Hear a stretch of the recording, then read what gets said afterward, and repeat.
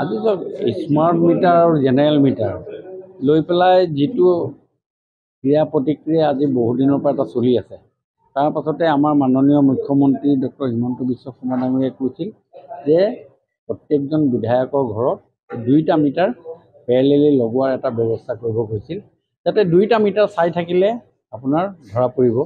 যদি 105 আছে এটাত, ইটোতো 105 ওলায় নে 106 ওলায় নে 110 ওলায়, এই গোটেই বস্তুটো কৰিবৰ কাৰণে আজি APDCL পৰা মোৰ ইয়ালৈ কেইবাজনো ব্যক্তি তেওঁলোকৰ ইঞ্জিনিয়াৰসকল আহিছে, আহি তেওঁলোকে এইটো লগাইছে।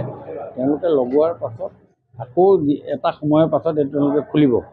বোধহয় সেই খোলাৰ সময়ত আপোনালোককো তেখেতসকলে মাতিব, আজি আপোনালোকেও এইটো চাই ল'ব। তাৰ পাছতে এই গোটেই কথাটো ইয়াত জল পটপটকৈ ওলাই যাব, দুধ কা দুধ পানী কা পানী হৈ যাব। কাৰণ কেলে এই মিটাৰটোৱে এটা কনফিউজিং সদায় সৃষ্টি কৰি আছে যে বেছি হৈছে।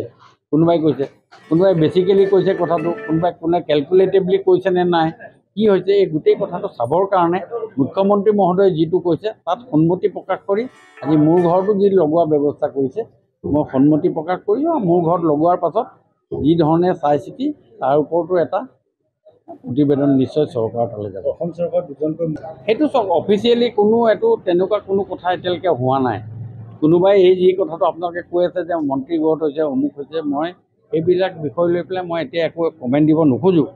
যিহেতু আজি যদি কাইলৈ মিটাৰ এটা লগোৱাৰ পাছত মিটাৰটোত কি সংগতি বিসংগতি কি থাকে, এই গোটেই কথাটো যেতিয়ালৈকে মই নিজৰ ব্যক্তিগতভাৱে মই চাই নলোৱাব নোৱাৰোঁ, তেতিয়ালৈকে মই এইটো বিষয়ে একো কমেণ্ট মই এটা ডিপাৰ্টমেণ্টৰ ওপৰত দিবলৈ ইচ্ছা প্ৰকাশ কৰা নাই।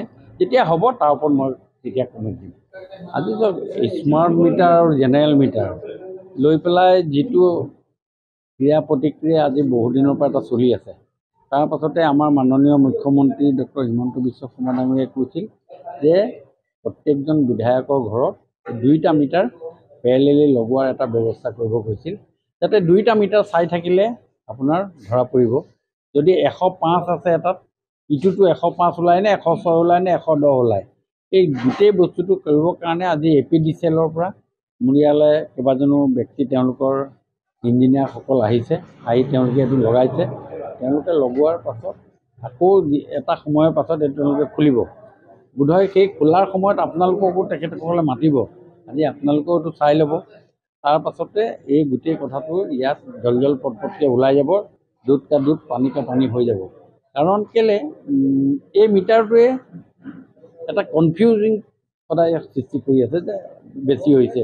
কোনোবাই কৈছে, কোনোবাই বেছিকেলি কৈছে কথাটো, কোনে কেলকুলেটিভলি কৈছে নে নাই, কি হৈছে এই গোটেই কথাটো চাবৰ কাৰণে মুখ্যমন্ত্ৰী মহোদয়ে যিটো কৈছে তাত সন্মতি প্ৰকাশ কৰি আজি মোৰ ঘৰতো যি লগোৱা ব্যৱস্থা কৰিছে মই সন্মতি প্ৰকাশ কৰিছোঁ। আৰু মোৰ ঘৰত লগোৱাৰ পাছত যি ধৰণে চাই চিতি তাৰ ওপৰতো এটা প্ৰতিবেদন নিশ্চয় চৰকাৰৰ তালৈ যাব। অসম চৰকাৰ দুজনকৈ সেইটো চাওক, অফিচিয়েলি কোনো এইটো তেনেকুৱা কোনো কথা এতিয়ালৈকে হোৱা নাই।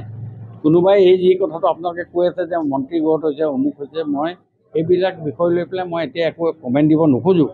যিহেতু আজি যদি কাইলৈ মিটাৰ এটা লগোৱাৰ পাছত মিটাৰটোত কি সংগতি বিসংগতি কি থাকে, এই গোটেই কথাটো যেতিয়ালৈকে মই নিজৰ ব্যক্তিগতভাৱে মই চাই নলোৱাব নোৱাৰোঁ, তেতিয়ালৈকে মই এইটো বিষয়ে একো কমেণ্ট মই এটা ডিপাৰ্টমেণ্টৰ ওপৰত দিবলৈ ইচ্ছা প্ৰকাশ কৰা নাই। যেতিয়া হ'ব তাৰ ওপৰত মই তেতিয়া কমেণ্ট দিম।